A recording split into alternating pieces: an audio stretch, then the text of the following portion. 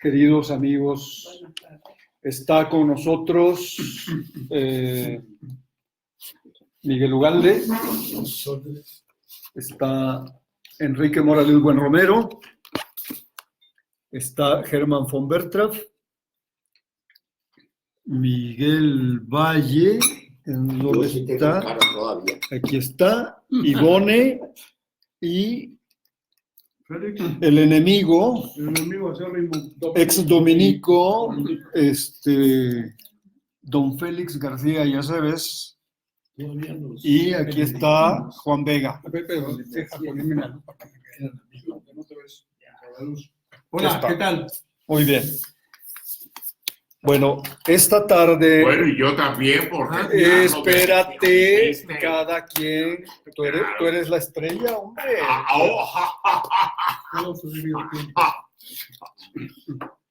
La estrella gritona. ¡Ah, qué caray!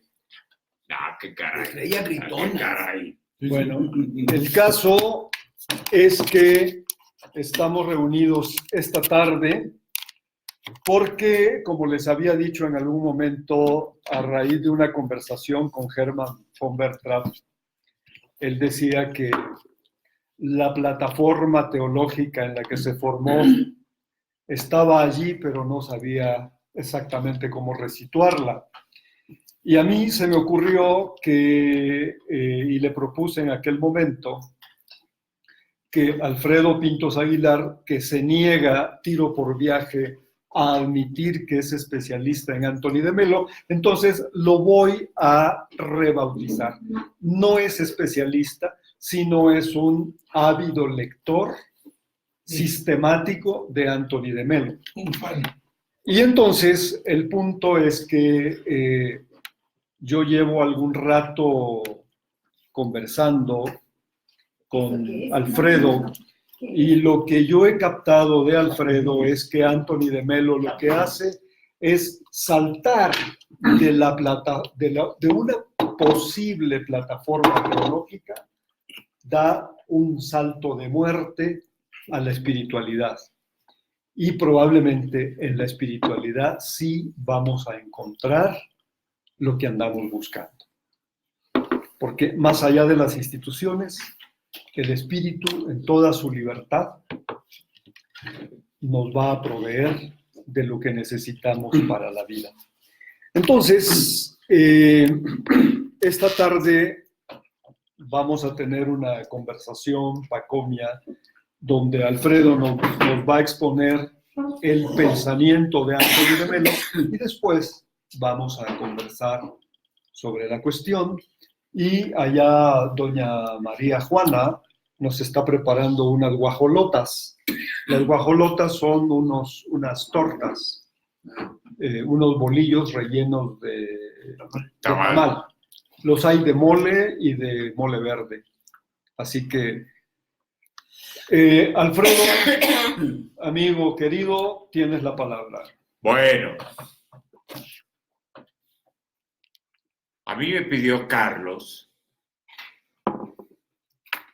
que pudiera yo compartir algunas de las, ¿qué le puedo llamar? Ideas. Me parecería un poco pretencioso decir eso, precisamente porque Anthony de Melo, pues hasta donde yo lo conozco, no le interesan las ideas. Y si esperamos de Anthony de Melo ideas teológicas novedosas o todo lo que se quiera decir, nos vamos a decepcionar. Porque Anthony de Melo, como comentaba el Mux ayer en el Facebook que tenemos de Asim, en el chat de WhatsApp, no hizo ni le interesó hacer una teología sistemática, ni escribió sobre eso. Hasta donde yo conozco, Anthony de Melo solo escribió un artículo propiamente teológico en Concilium. sobre la oración. Pero bueno, ¿qué podemos esperar entonces de Anthony de Melo?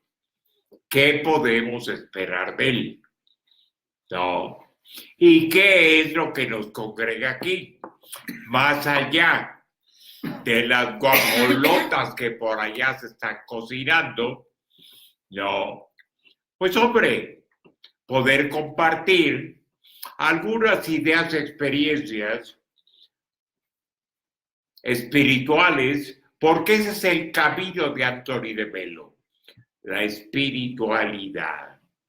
Y espiritualidad que no va por la línea de las ideas, ¿no? Sino por el encuentro con lo más íntimo de nosotros. Y precisamente, bueno, Anthony de Melo. ¿Quién fue Anthony de Melo?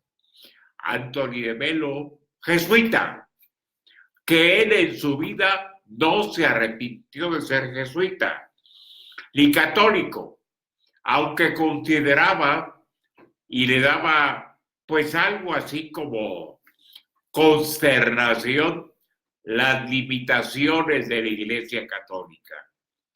Y él se consideraba indigno de pertenecer a la compañía de Jesús. Pero bueno, ¿cuál fue su obra y cómo llegó a ser tan importante, al menos para algunos, no, Anthony de Melo? Él fue un psicólogo, jesuita psicólogo, que tuvo toda la formación jesuita, ¿no? Claro. Pero él, ¿cómo se presentaba a sí mismo? Él se presentó una vez como un contador de cuentos. ¿Y por qué? Bueno, entendía que las parábolas del Evangelio también eran cuentos, ¿no? Entonces, ¿él qué consideraba que era un cuento? Él consideraba con una frase que parece que es de León Felipe, que el cuento es la distancia más corta entre quien lo lee y la verdad. El cuento. Entonces, si buscamos ideas teológicas muy novedosas o muy impresionantes en Anthony de Melo, no las vamos a encontrar. Más aún, a él un día se le preguntó, oiga, ¿y usted qué piensa de la teología de la liberación? No, él tranquilamente respondió, a mí lo que me interesa es la liberación de la teología. ¿Qué quiere decir eso? ¿Qué quiere decir eso? ¿Quién sabe, no? Pero ahí queda eso ahí nada más, ¿no? Entonces, es difícil exponer, llamémosle su doctrina espiritual, porque es muy amplia. Él, como les digo, no escribió más que un artículo para la revista Concilium sobre la oración. Entonces, ¿por qué Anthony de Melo? Bueno, él fue muy famoso y su fama fue por ser director de ejercicios espirituales y maestro de oración. Eso es lo que a él le dio su fama internacional. De la India, sí, porque él fue de la India, él nació en la India, ¿no? Y se adentró en las principales doctrinas espirituales que conocemos, budismo, hinduismo, judaísmo, y lo hizo con toda libertad. Él lo afirma así, que lo hizo con toda libertad. ¿Por qué? Porque, como probablemente nosotros también, él buscaba respuestas. Él, cuando empezó su vida sacerdotal, comenta que le tocó confesar y que se aburrió completamente de estar dando consejos a los que se iban a confesar con él. Consejos totalmente tradicionales y convencionales. Entonces él tomó una decisión ahí. Yo tengo que dar cosas prácticas. Y entonces, por ejemplo, hay un cuento de los que él usa mucho que dice que iba un aviador en la Segunda Guerra Mundial y de repente le tiran al aviador desde abajo y le pegan al avión, se pone el paracaídas y se avienta. Y bueno, ahí va el aviador y cae en un bosque y se atora en el árbol y no se puede bajar del paracaídas. Y entonces dice, ¿cómo le hago aquí? Y en eso iba por ahí por una veredita, un X. Y le dice, oye, le grita el aviador, ¿dónde estoy? Y el aviador le dice, pues en un árbol. Y entonces le dice el aviador, oye, tú has de ser clérigo, ¿verdad? Ah, caray, ¿y cómo lo supiste? Bueno, porque lo que dices es verdad, pero no sirve para nada. Exactamente. Entonces, Anthony de Melo, y esa me parece a mí que es lo más importante de su obra, son cosas que podemos aplicar a nuestra vida.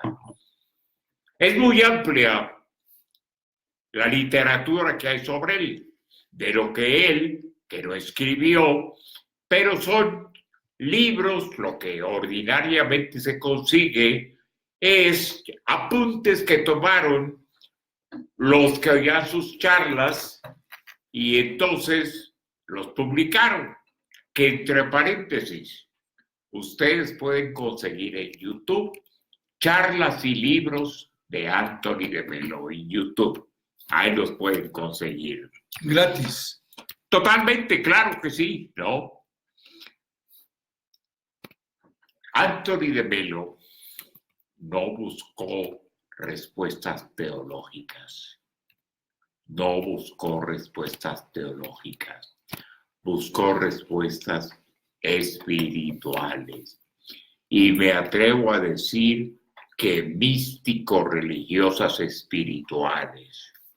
No. A él le interesaba la vida del espíritu, no del intelecto. Es más, hasta cierto punto,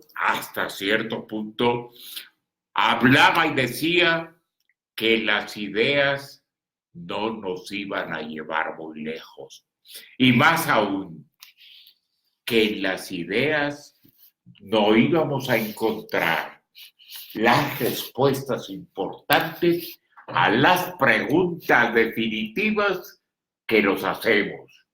No las encontramos en las ideas. Y eso a mí me recuerda aquello de Ignacio, de que no el mucho saber es lo que nos satisface, sino el gustar internamente de las cosas espirituales.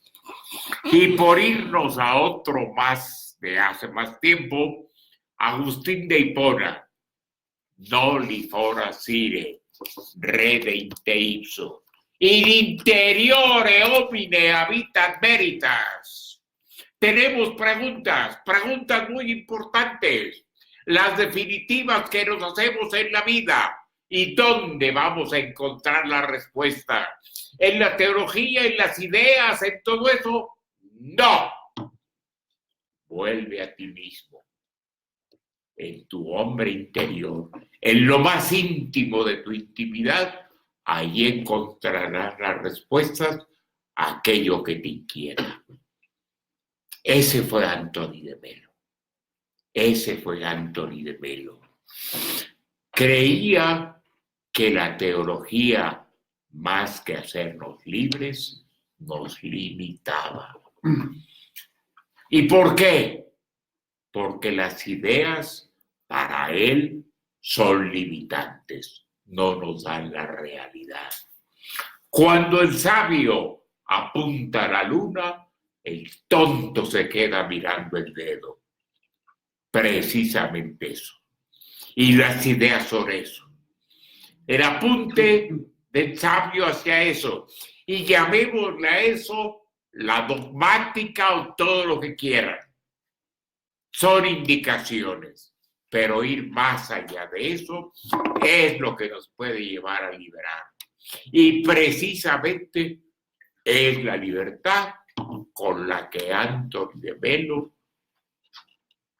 buscó en todas las tradiciones religiosas la libertad. Él, en una carta que le hace a uno de sus amigos, le dice que es la época de su vida en la que más libre se había sentido y que él estaba con un maestro budista zen. Él y su libro Sadhana son sus proposiciones de oración, precisamente porque en su experiencia nos dice de lo que él ha encontrado, la oración es cansada, aburrida, decepcionante. Y él apuesta totalmente para otra cosa. Él apuesta que la oración puede darnos plenitud y satisfacción. Y así fue como él se fue haciendo muy famoso, como maestro de oración. ¿No? Comentaban ayer en ese libro que él escribió, es decir, lo escribió, que son prácticamente ejercicios de meditación, donde revisa la manera de orar de Ignacio y de otros y del budismo, entre otros el budismo zen, Vipassana. Él estuvo en un retiro 14 horas sin moverse para sentir únicamente la sensación entre la nariz y los labios. Exactamente, sí. 14 horas estuvo así, ¿no? Porque él nos quiere llevar. Hay 3 tipos de oración. La oración vocal, que la conocemos. La oración mental, que también la conocemos. Y son buenos, no despreciables. Pero hay un tercer tipo de oración que parece que es el más alto, y así lo dice él, la contemplación. ¿Cuándo podemos orar? Sin palabras. Sin palabras. Y permitimos que sea el Espíritu el que se manifieste. Porque lo que nos impide muchísimo el poder llegar a eso es el ruido interior. El ruido interior de nuestros pensamientos. Y él afirma en algún momento, en una de las charlas que tuvo, no pienses, vive, no pienses. Porque aquí viene una pregunta muy sutil. ¿Quién es el que vive en ti? ¿Quién es el que te da vida? ¿Tus ideas? ¿Eso es lo que te da vida? ¿Tus ideas? ¿O tú? Tu interioridad. Porque, repito, las ideas son limitadas. Y no es para meternos en cuestiones de epistemología, pero las ideas no son la realidad.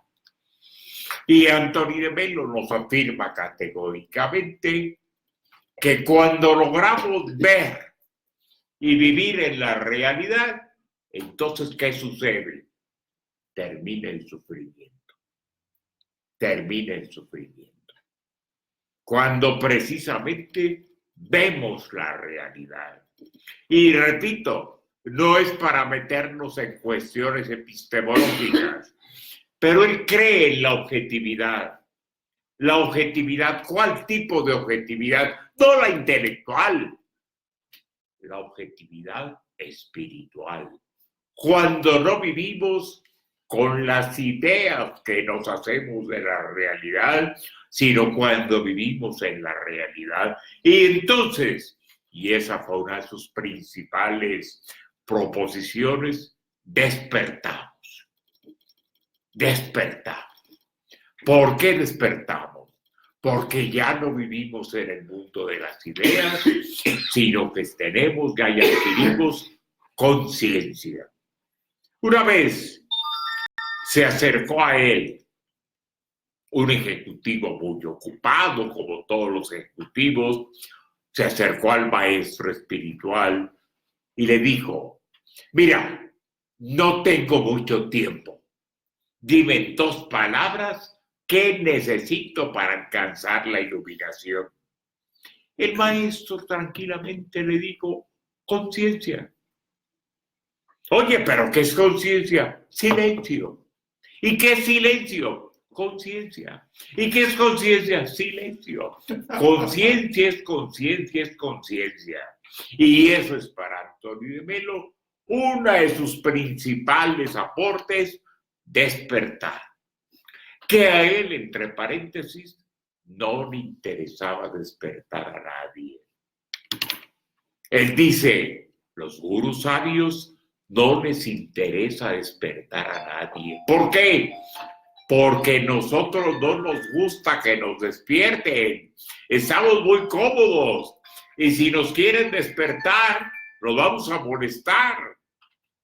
Entonces, dice él, si tú quieres enseñar a cantar un puerco, el puerco se va a enojar y además no va a aprender a cantar y vas a perder el tiempo.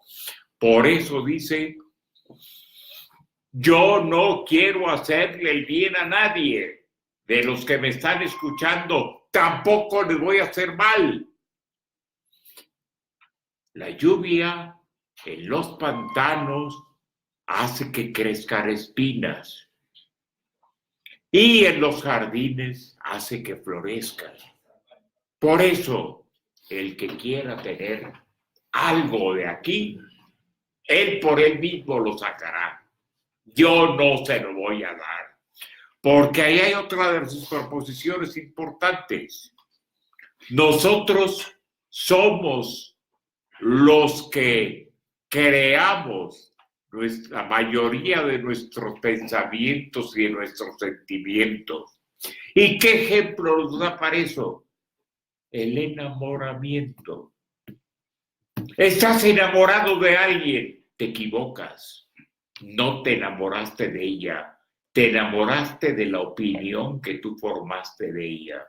Con un poquito de atención a eso, nos damos cuenta que es verdad. Nos enamoramos de la opinión que nos formamos de los demás. Y hay un cuento para eso. Dice que llegó un amante a la casa de su amada y tocó la puerta. ¿Quién es?, le preguntaron. Y él tranquilamente, como claro que sí, respondió: yo. ¿Y qué respuesta recibió? Aquí no cabe yo. Entonces no se abrió la puerta. Entonces él se fue a ver qué había querido, qué había pasado, ¿no? Y después de un tiempo regresó porque había entendido y tocó otra vez. ¿Quién es? Tú. Y se abrió la puerta. ¿Qué había pasado ahí? Bueno, que había muerto alguien. ¿Quién? Una idea muy importante para Antonio de Melo. Había muerto el ego. El ego. Había muerto el ego. ¿No? ¿Qué es lo que nos impide? La felicidad.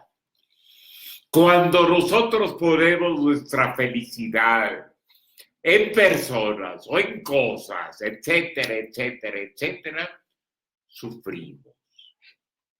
Sufrimos ante la perspectiva de carecer de ellas. Antonio de Melo nos plantea un camino muy difícil, muy difícil. Él llega a afirmar en una de sus charlas: cuando ya no necesites a nadie ni a nada, entonces estás listo para la fe.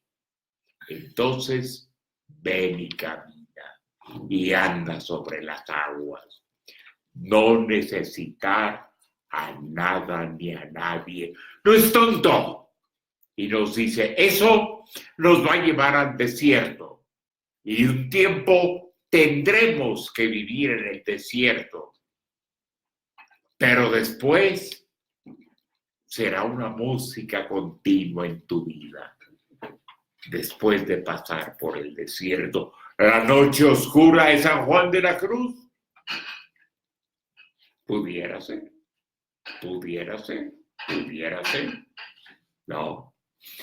Una vez a mí me tocó, allá en Acapulco, cuando vivía en Acapulco, llegaba yo en la noche a mi casa y sentí, un poco antes de entrar allá donde yo vivía, que todo me abandonaba.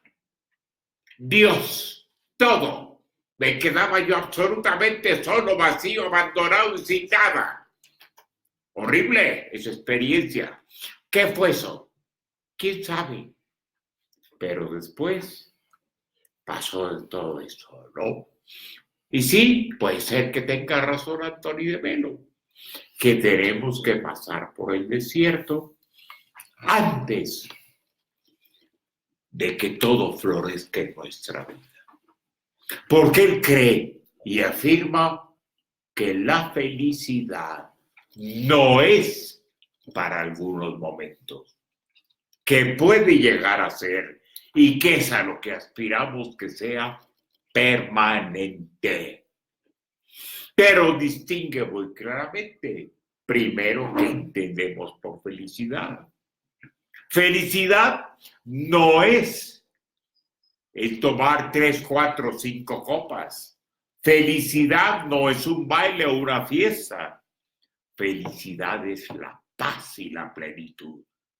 Y eso, afirma él, categóricamente lo podemos conseguir permanentemente. Y más aún, afirma cosas más terribles quizá, que dice, convéncete que tú eres el amor. No es que tú ames a alguien. Amas a alguien, ¿pero por qué? Porque tú eres el amor.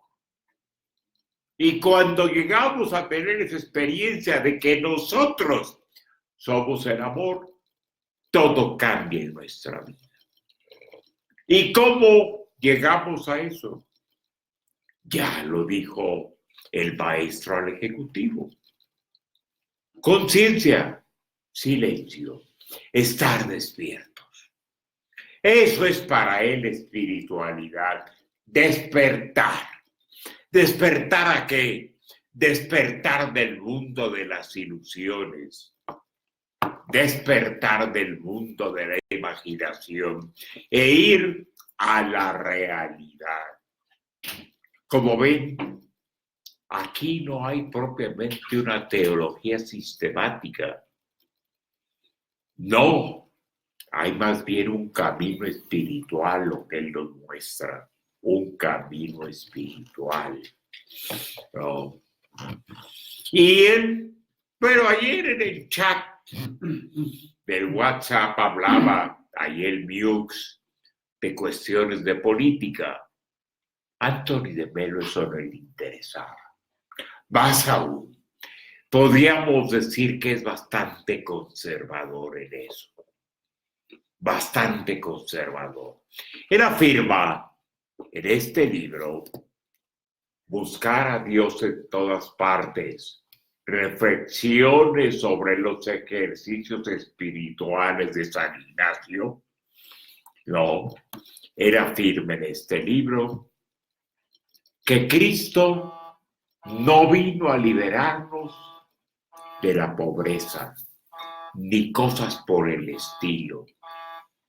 Él afirma, les digo, totalmente conservador, si lo quieren llamar así, Cristo vino a salvarnos. No, está claro. Y no, y él habla una vez de cuestión política, y dice, bueno, si tú ves que en tu vida lo que a ti te toca es irte a la política, irte a la guerrilla, adelante, con una condición, que no intervenga el ego, que no intervenga el ego. ¿Por qué?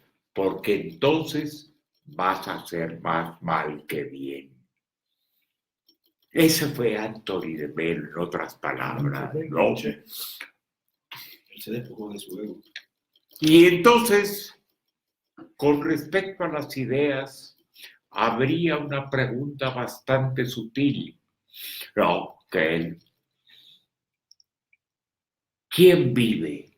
¿Vives tú o viven tus ideas? ¿Quién te da la vida?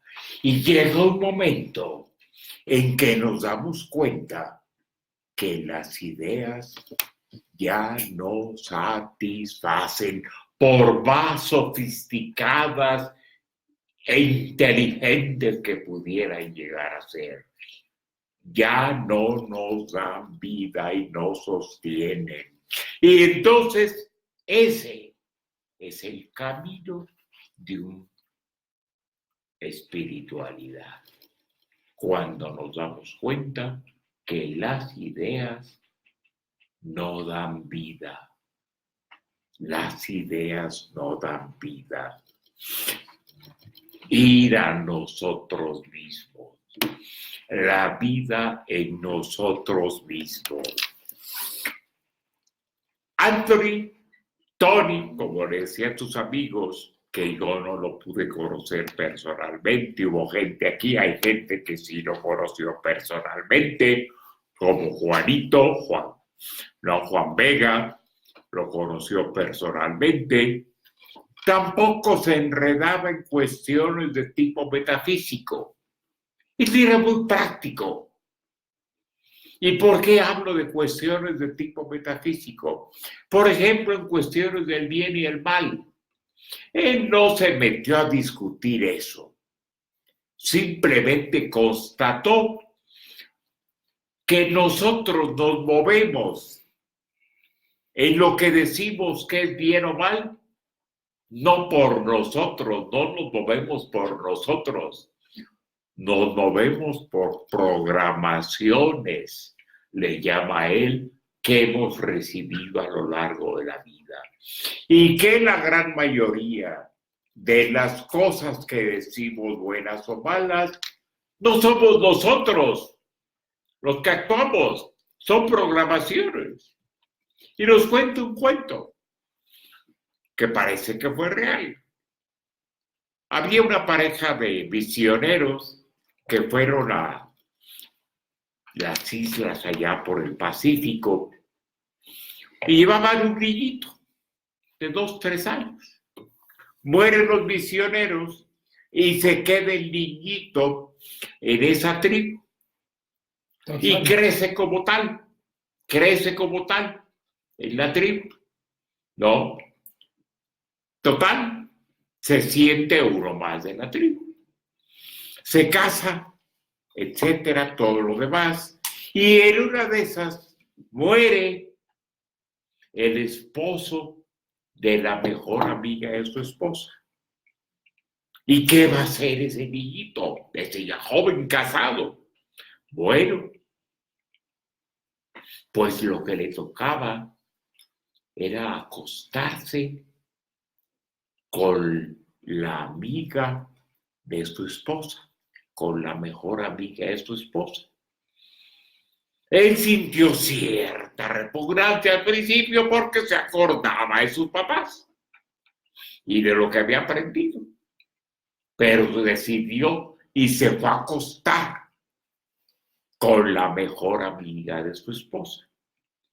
Y después que hizo eso, llegó ya a su choza, a su cabaña, y le dice a la esposa, ahora sé que realmente eres un hombre generoso. ¿Qué hubiéramos dicho nosotros? ¿Quién sabe? No, pero otra cosa totalmente diferente. Y eso llama programaciones. Estamos programados para muchas cosas. Por eso él no se metía en cuestiones de tipo metafísica con el bien y el mal. Son programaciones que hemos recibido a lo largo de nuestra vida y por eso nos invita a despertar.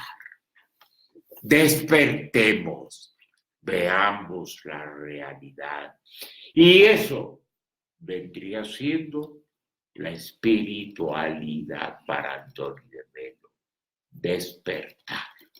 Y entonces encontraremos respuesta para esas preguntas tan inquietantes y definitivas que muchas veces nos hemos hecho en nuestra vida. Despertar. ¿Cómo? ¿Con qué? Conciencia, silencio y nada más. Bueno, pues ya, por mí ya. Muy bien. Gracias.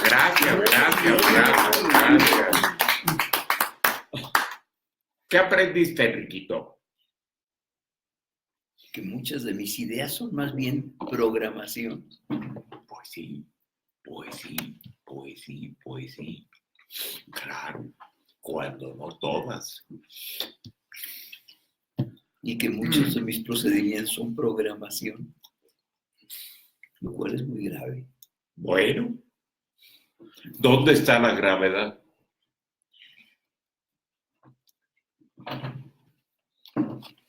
Mi conciencia... En que no eres tú el que vive. Por eso mi conciencia se vuelve totalmente relativa. Claro. Totalmente relativa. Claro. Pero fíjate, Enrique, que aquí hay una cosa que comentaba hace un rato, Carlos, aquí, ¿no?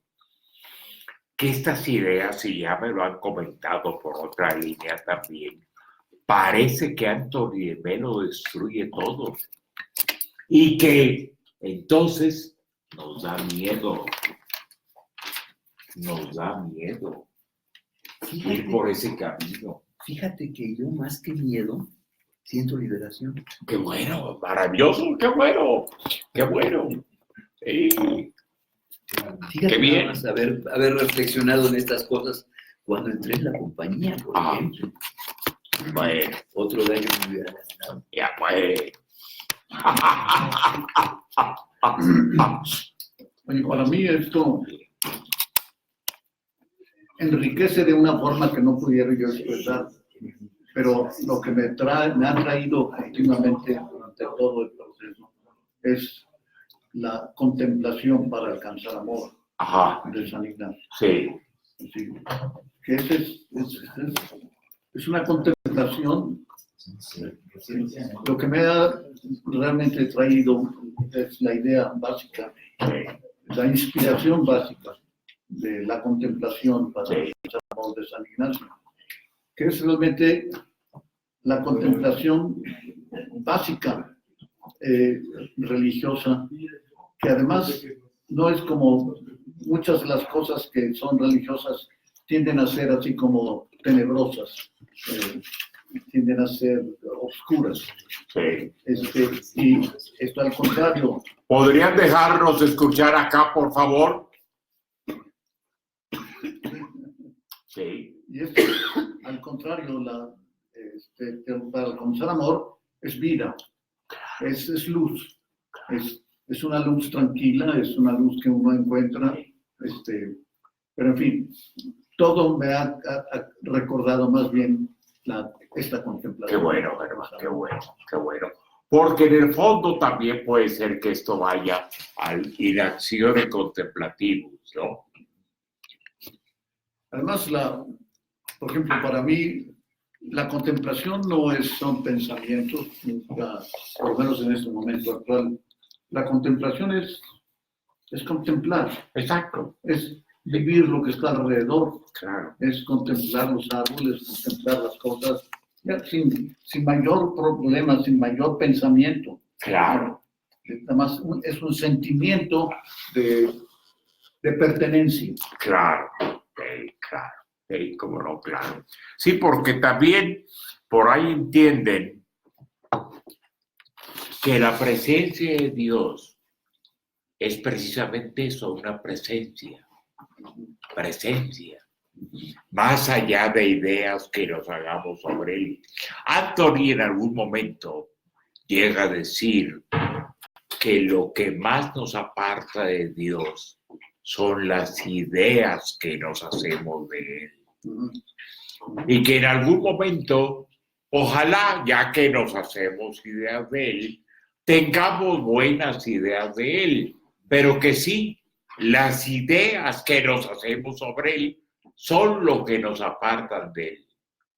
Y cita un texto de Tomás de Aquino, dice: a Dios, dice Tomás, se le puede conocer de múltiples maneras, en la creación, etcétera, de muchas formas, pero la forma más alta de conocerlo es conocerlo como el que no puede ser conocido. Ahora te voy a decir una cosa, no son las ideas que nos hacemos de él, son las ideas que nos programaron de él. Y cuando nosotros vamos a nuestro interior, ahí es donde hacemos a un lado lo que nos programaron y lo conocemos. ¿Bien? ¿Sí? Yo creo que va por ahí la cosa. Puede ser que sí, como no, claro que sí. Como tú dijiste, el interior es el que me dice. Claro. ¿Quién es el que dice intimior íntimo meo? San Agustín, ¿no? Exactamente, claro. Lo más íntimo de ti. Y ahí no hay palabras de ideas, hay una presencia nada más. Como hay un cuento también. Estaba en una iglesia, iba un señor, iba y pasaba bastante tiempo en la iglesia, ¿no? Y al cura le entró curiosidad. Bueno, ¿y ese qué tanto hace ahí? Y se acercó el cura a preguntarle, ¿no? Oye, ¿usted qué hace aquí? Dice, bueno, dicen que oración es hablar con Dios y yo vengo a orar. Bueno, muy bien, entonces, dígame qué le dice usted a Dios. No, yo no digo nada, solo escucho. ¿Por qué? Solo escucho. Bueno, pero entonces dígame qué le dice Dios a usted. Él tampoco dice nada, solo escucha. Muy bueno, muy bueno. Fíjate que eso me recuerda algo que yo oí en la compañía, no sé de quién, de alguien, una gente muy poco cultivada que iba al templo y le preguntaban que qué hacía de oración y que le decía, Señor, aquí está Juan. Ya, bueno, qué bien, está bueno, muy bien, claro, sí. Es como lo que dicen del cura de Ars, ¿no? Que le preguntó también a uno que iba a la iglesia y le dijo, oiga, y usted dígame cómo le hace para orar. Muy sencillo. Él me ve, yo lo veo y nada más. No, que así nada más, así tal cual. Sí. A mí me interesa el despertar. Y hay un cuento que cuenta él cuando se presenta a sí mismo de un huevo de águila Sí, que lo ponen sí, abajo de la gallina con Sí. los huevos de gallina, empolla y nace la aguilita sí, claro. y vive completamente como pollito. Sí, como gallina. Sí. Entonces, lo que no entiendo es en qué momento deja de ser lo que lo está programando y despierta para descubrir lo que es. Mira, Anthony nos dice, porque le preguntan eso una vez, oiga, ¿y cuándo vamos a despertar? Cuando te canses de sufrir. Cuando empiece la felicidad. Cuando te canses de sufrir. Cuando te hartes ya de tanto sufrimiento. Y digas, ya, basta. Y entonces te decidas, Miguel, a buscar un camino espiritual. Bueno, ¿y por qué va uno por el camino del sufrimiento? Bueno, ¿En qué sentido es una especie de perversión espiritual? no, bueno, pudiera ser, Interna, Germán. el hecho de que sea a través del sufrimiento que encuentra uno finalmente la paz.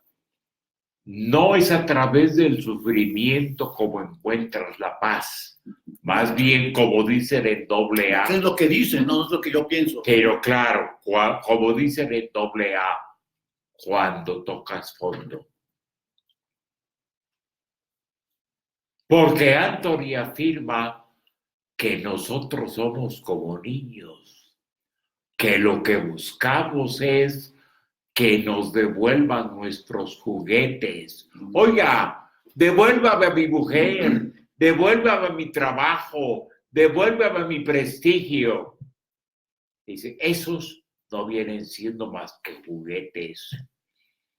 Y afirma, él fue psicólogo y dio terapia, cualquier psicólogo experimentado te va a decir que la gente ordinariamente no se quiere curar, quiere que le den un pequeño alivio nada más.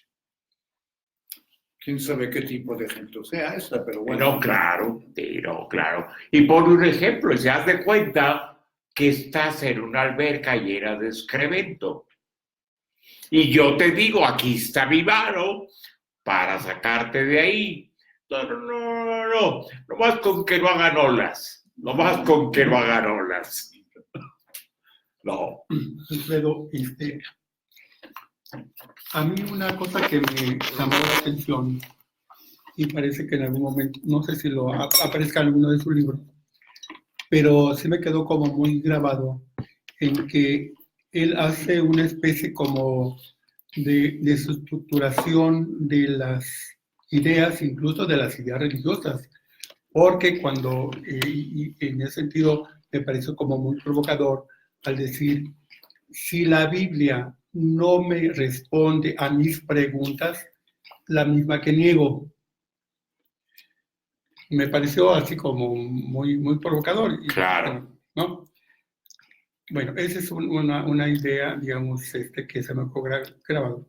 Pero volviendo a lo que tú dices, el asunto del silencio y de la conciencia. Cuando estudiábamos, digamos, bueno, no sé en qué materia, pero era más bien la formación de la conciencia, la formación de la conciencia. O sea, estoy de acuerdo que la conciencia te lleva, digamos, al sujeto de sí mismo para poder Sí. dar una respuesta personal. Pero aquí me parece importante... Que no es conciencia moral, ¿eh? No, No es la conciencia moral. pero digamos como la conciencia del darte cuenta. Ajá, sí, Del darte claro. cuenta, Sí. ¿no?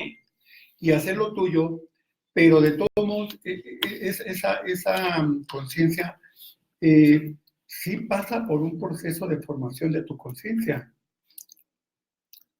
O sea, no es así, no es automático la formación de tu conciencia. Mira, ayer comentaron, ¿qué puedes hacer tú para que amanezca?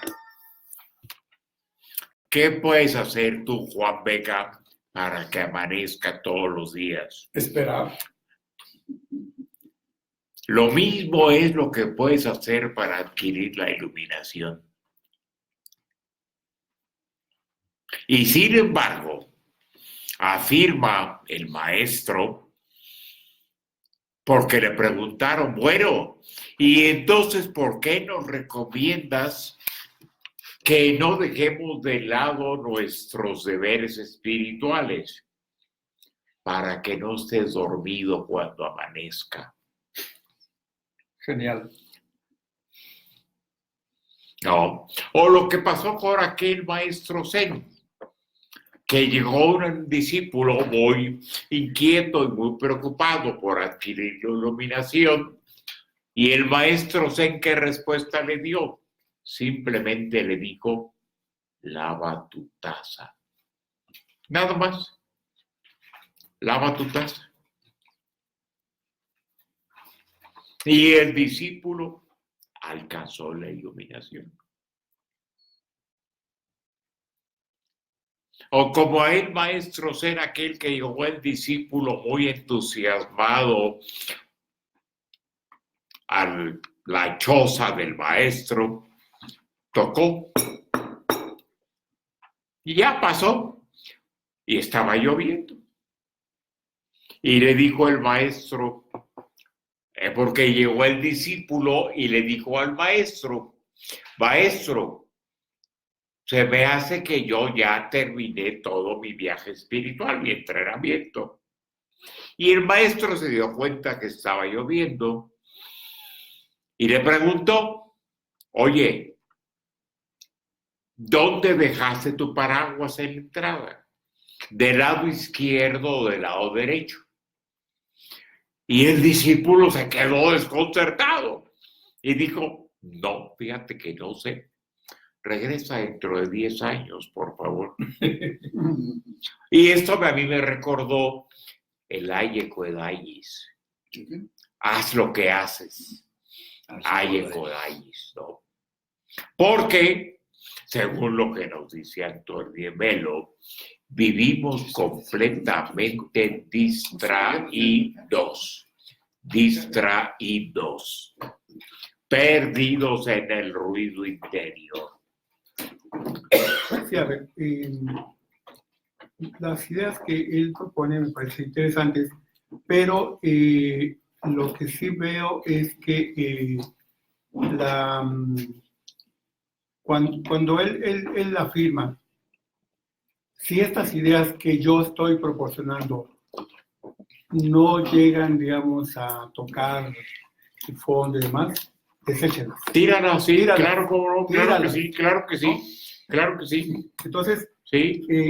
lo que creo es que entonces te remite a ti a asumir tu propia, usar tu propio yo para poder dar tu propia respuesta. Exactamente, sí, claro que sí, cómo no, claro que sí. Pero yo voy a dar una respuesta, pero una respuesta de alguna manera condicionada.